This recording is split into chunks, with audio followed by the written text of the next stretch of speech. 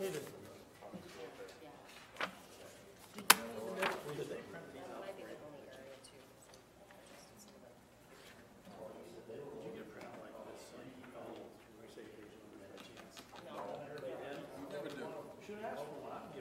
You're supposed to just give it to us.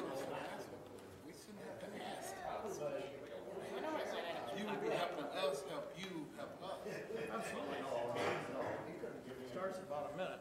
Somebody run up there almost. We can find it, I think. It goes right in order. So looks like we have 3:30. So Dennis Butler, you're going to start us off with an update on tax rate report. Okay, update from last week to this week with the actual cuts that were made. You can see what they were on the sheet here that has running tally tax askings, which would be this sheet. It shows you the departments that were cut or added to. So the net results from last week are 13 cents countywide reduction on our proposed original tax rate. So now we're actually down for the whole year so far, 23 cents in the countywide and 24 cents in the rural. The reason this does vary a little bit is when you round off, because we have to carry in 5 places, so when you round up and down, you're going to have sometimes a penny difference. But generally it's down 23 cents. We're down to 734 countywide on page 6, and 977 for the rural unincorporated. We started at 757. So I got a question for you on the rural unincorporated. It's Yep. up about 400,000 from last year. Is most of that the county road funds? 350,000 county roads. Okay. There's anything we can do about that. Right. So there's really, on the rural people, there's an automatic tax increase. There's Right. nothing we can do about it because the valuations go up, the minimum goes up. That's one of the problems we have trying to hold a And we in steady general tax have rate. never pulled anything for county road funding out of the city side of things, right? No, we never have. I've been here a lot of years and we've never taxed the city people. We can, but we never have.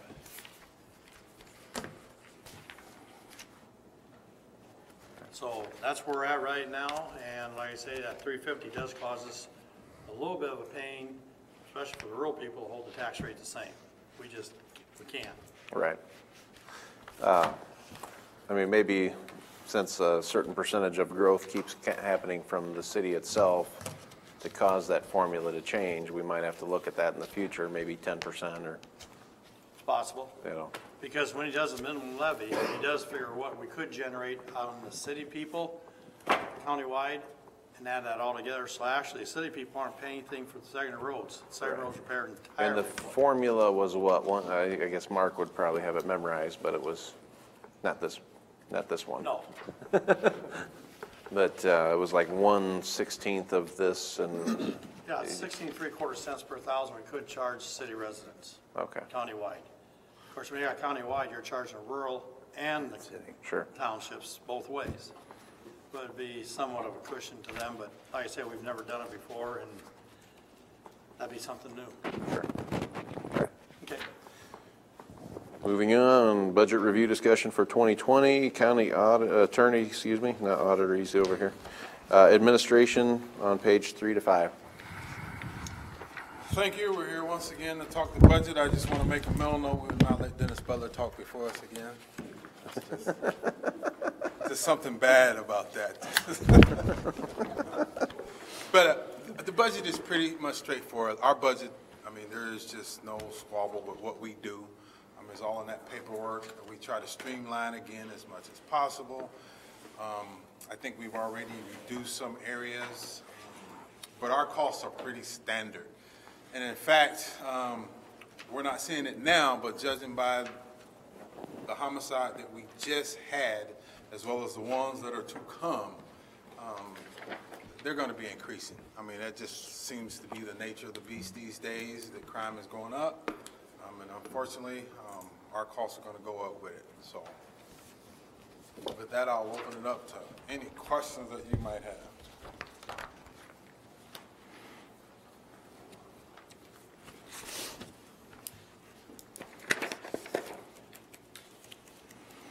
The one thing I do want to point out while you're looking, we had one big line item that I want to point out, and that deals with health benefits on the juvenile side, it appears to be a, Well, we'll get there in a minute, so. All right. Come back in about 5 minutes, we'll be there. I guess any questions on the administration side of things? That was pretty level. I'll move to receive. Second. Motion to receive by Raddick, second by DeWitt. Any other discussion? All those in favor say aye. Aye. Anyone opposed? And there's no Jeremy yet, right? So it passes 4-0. Moving on to the HIDTA grant. This is all grant reimbursement. Okay. Just a flow through. It's second. Motion by Ung, second by Raddick to receive. Any other discussion? All those in favor say aye. Aye. And any opposed? Passes 4-0. Moving on to the Edward Byrne grant, where we've been burned. 8 and 9. 32,000 is about what we expected last year, and is that what we got? I haven't heard any updates from them. I have a spreadsheet that shows what we received from them. So that seems Yeah. to be about right. Okay, It's close. It's not 32,000, but I think it's like 29. okay. Move to receive it. Second. Motion by Raddick, second by Ung to receive. Any other discussion? All those in favor say aye. Aye. Anyone opposed? That passes 4-0. Everyone act normal. We now have the journal here, so brave the cold. Moving on to juvenile division, page 10 through 11.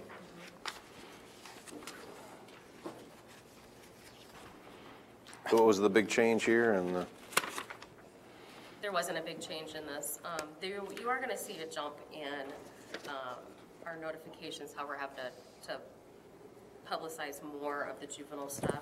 So there was a jump in that area, but our hands are being tied by the judges. They're saying if we can't get them served, then we have to publicize it. So we're reaching out to the journal a lot more. What line item was that you were That's saying? a line item, 4257? no. Oh. 4257 would be our service fees. Oh, I see it is. Okay, 4,005 and here. then it's going to be, yep, the publications. 4005. 4005. Maybe we don't need so many magazines now. Do you have an extra employee in this division? No, we do not. I was looking at the hospitalization. That is Well, the one of wage the things that we increases. went over in last year in our budget. What I do is I take what we've spent, what we return, where the line items are spent, and every year I analyze that. And in that hospitalization one from last year's budget, it was $17,000 that we were over in the hospitalization, which we have no control over, and we can't touch that. So.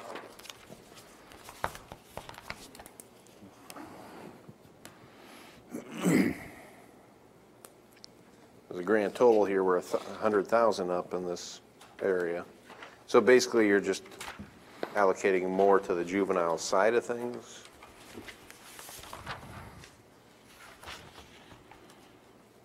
No, we're only up, according to, we only asked for 5% of an increase from last year. I was just looking at the bottom lines here, FY19. Does that Was- probably has our attorneys or organized employees in there?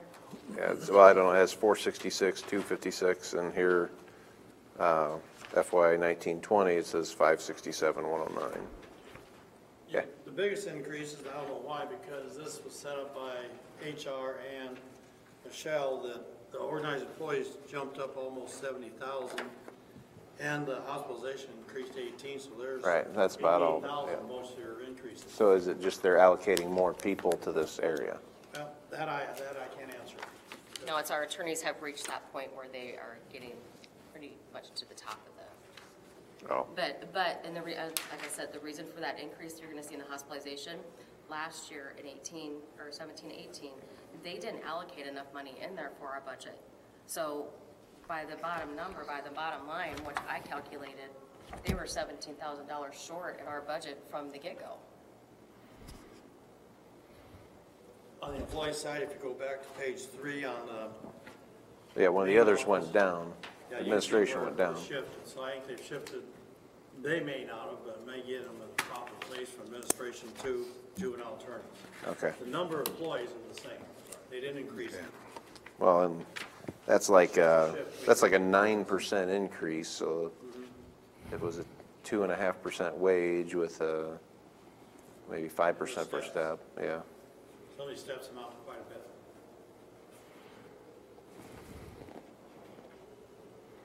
But that's all unions or the whole Sure. thing.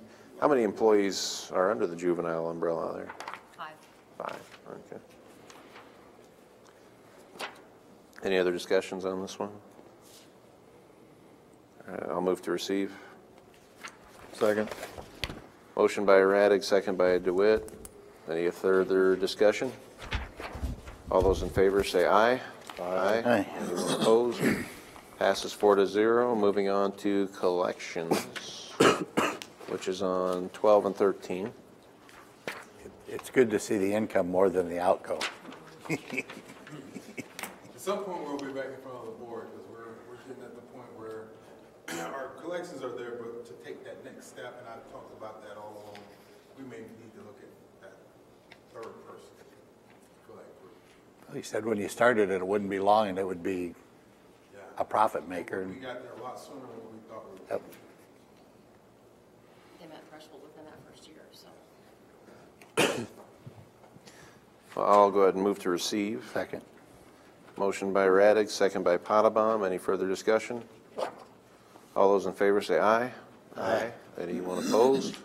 That passes 4-0. Moving on to Hilda's second grant, page 14 and 15. Yeah, I see nothing. Another just a wash, so I'll move to receive. No- Another wash. Move to receive it. I'll second. Motion by Potabom, second by Radig to receive. Any further discussion? All those in favor say aye. Aye. Anyone opposed? Passes 4-0. Moving on to domestic violence grant, which is page 16 and 17. I'll go ahead and move to receive that. Second. Motion by Radig, second by Potabom. Any further discussion or questions? All right, all those in favor say aye. Aye. Anyone opposed? Passes 4-0. Moving on to jury and witness fees, page 18. This is what it takes to buy off the witnesses here. Sorry. I know. That was not a member of the county attorney's office. When they subpoena him, make sure you get the proper spelling. There may be some difficulty in that in this coming year, and that's, we used to be able to have the state pick up expert witness fees. There's been a memo published by the court system that they think that that should be a county expense and not a state expense. If that holds up, that can make a difference when we call in expert witnesses in our cases as far as something now having to go to county expense versus state. We don't know, we haven't litigated it, but I've seen the memo from the court system and I'm concerned. And we're talking anywhere between, we've had $5,000 to $10,000 just in trial for having me here for trial. I think it's a state expense. You look at the law and it surely indicates it's a state expense. The problem is that the people in the court system are the ones who are going to decide whether it's a state expense or a county expense. And so that's not the most disinterested party interpreting Iowa law. So you could see the court system, the judges transferring money that was paid out of the state to the county, and that's a risk. I'd hate to start shopping for expert witness based on cost. Well, we usually use state people when we can. But even, for example, the state medical examiner, and even though they're a state employee, they do send out a bill, which is probably around $5,000. And so if we would have to start picking that up, that would be a problem.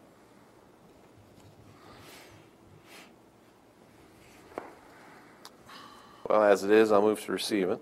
Second. Motion by Raddick, second by Young. Any further discussion? All right, all those in favor say aye. Aye. Anyone opposed? That passes 4-0. Moving on to county attorney forfeiture on page 19 through 21.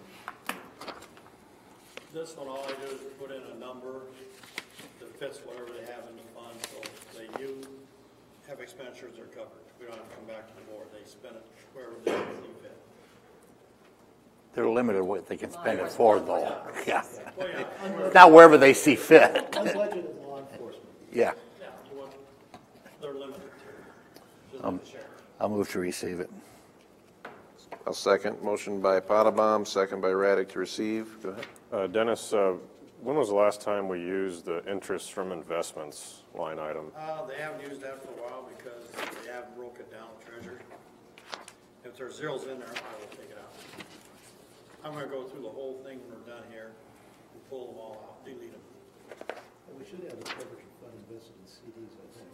Oh, Certificates of deposit, we should have the forfeiture fund invested. the treasurer had put any money in there for 4 years.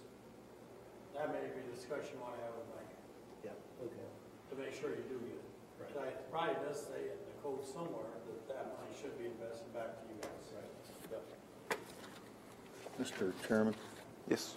on line 6360, office equipment and furniture, are we looking to spend that much on office furniture this year? Or? Sir? In this case, I just put it in the line item, the line Okay. I had there in the past. Because even if you cut it, doesn't matter. Because it's all supported through forfeitures, it's money. Oh, okay. It's just how much. That's is built usually up what over is the purchased years. with that, right? Yeah. Yeah. And then we do some training stuff on there, we got travel in there. We did the office on the 4th floor with forfeiture funds and fine collection money, things like that. Sure.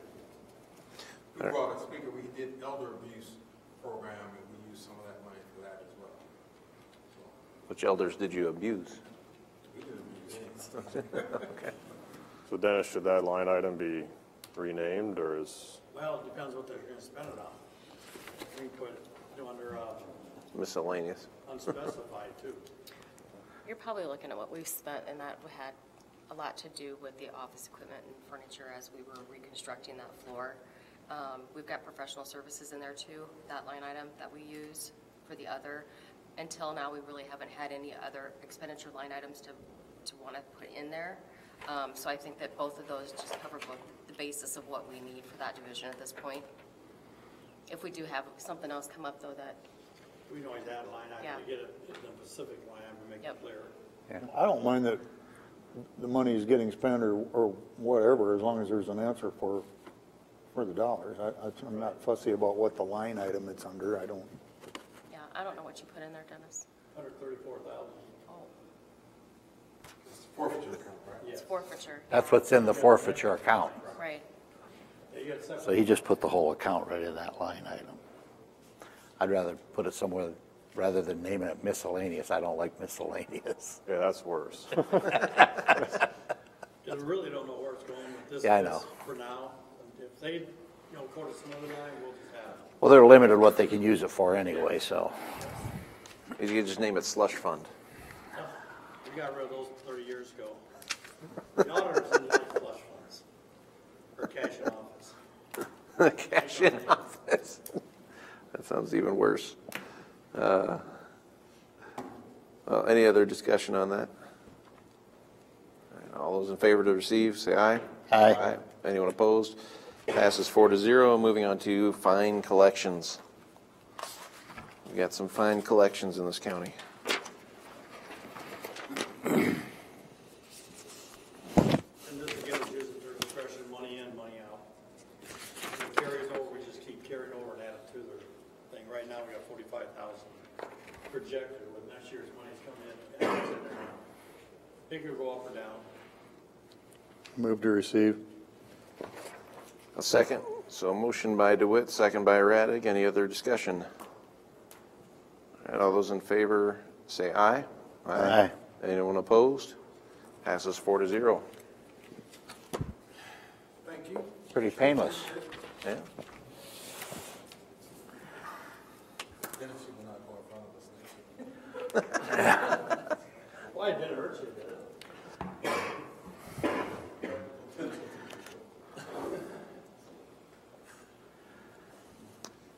so that moves us on to the discussion action of wage plan salaries. Okay, on this one here, when we do budgets, we plug in a number. We did not divulge that number until now, basically, because we were in negotiation with our deputy sheriffs. What I did plug in was 3% for a wage plan, elected, and deputies. Elected and deputies will be determined somewhat, or recommended February 18th. They're going to meet with the comp board the Monday before I have to have this thing done on Tuesday. But what the comp board just recommends, and then you have to approve it at a public hearing when we do our regular budget public hearing. So what's in there right now is 3%, and that's what we're requesting to put in and leave in. Or it's not, it's already in, just leave it in. And that's what the deputies got. That's what the deputies got. Sergeants got a little bit more. But that, because there are differentials there. So Rocky had texted me the information of the previous, so Jeremy Cross and Angela Kale were the board representatives. Right, for last year. Any desire to change individuals, or should I call them and ask them again? They are already on board. Okay, they're already on board. Good. So, Probably do well to contact them much sooner than later, since time is of the and do essence. they know of the says they're scheduled meeting. board meeting? And Doug Phillips is taking care of that. He's kind of the unofficial secretary at this point, but I got all the information to him, got him who the current members of the board are, and he is contacting them. And they are intending to meet on February 18th, which is a Monday prior to when you published. okay.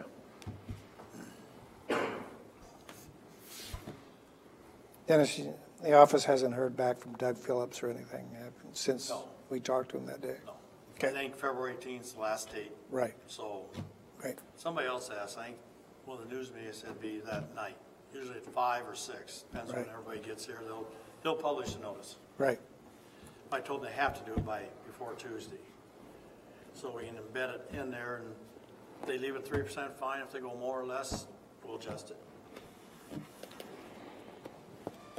Mr. Chair, Yes. does our Human Resources Director have anything to add on the wage plan discussion at all?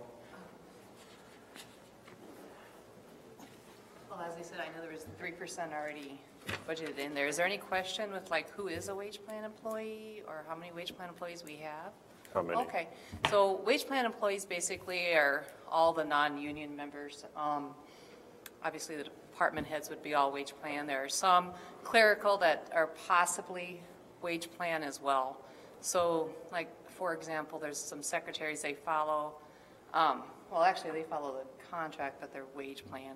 So basically, it's all just union, non-union members, as well as department heads, so. I don't know if that helps or not with the number. There was one individual, I think, who moved from wage plan to union, and that was Terry Brown, Dawn. So now she'll be following the She'll be contract. following the contract now. Right. So she's out of wage plan. She was following the contract before. It was just an error. She just wasn't part of it officially. She was Right. following it. Right. Because it is a combination of hourly employees and salaried employees that are wage plan. Like, for example, the, not only, but juvenile detention, it would also be his assistant directors, as well as Ryan, and basically supervisory positions. The ones that are wage plan are, the hourly employees are the ones that are exempt from being in the collective bargaining unit. So, for example, your two folks that are in the supervisor's office, they're considered exempt for confidentiality reasons. So that's, but they do follow comparable clerk positions in the bargaining unit.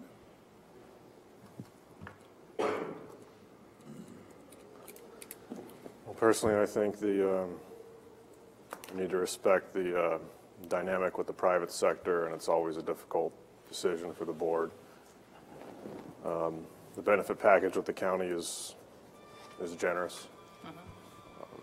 I don't know if it'll pass, but I'll move a 2% increase. What is the bargain price increase or wage increase for everybody this year other than the deputies? Wasn't it 2.5? Yes, So, like clerical,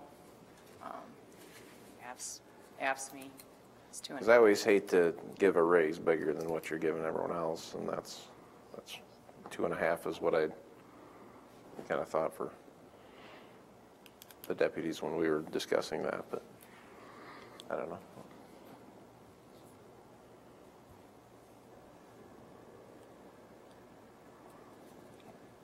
I don't know that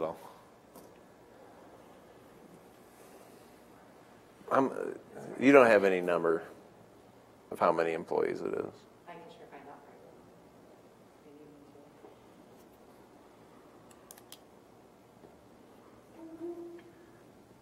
you. Well, just to get to the official discussion part, I'll second his motion, and then we can discuss it.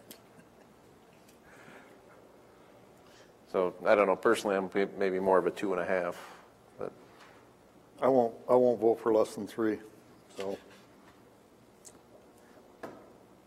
That's my feeling, since we approved 3 for the deputies union, that we wouldn't have anyone else go lower than that. They just happen to be the last one that bargained. and a 2-2 is a no vote on anything, right? So, well.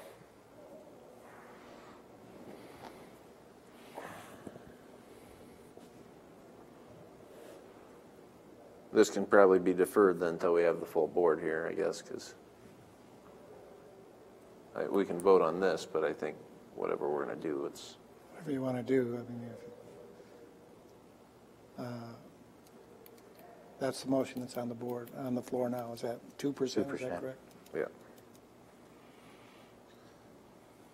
So go ahead and call the roll, or any other discussion on 2%. I guess we all stated where we're going to be.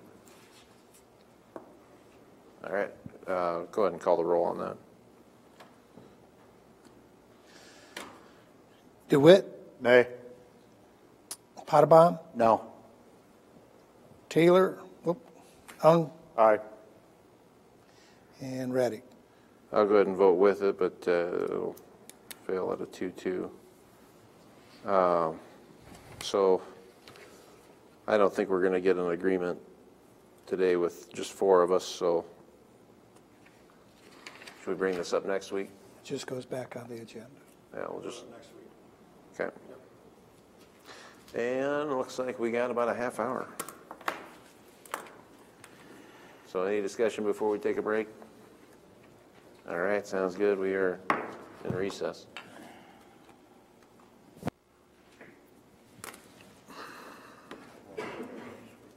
You won't, well, I was going to say too, If you had extra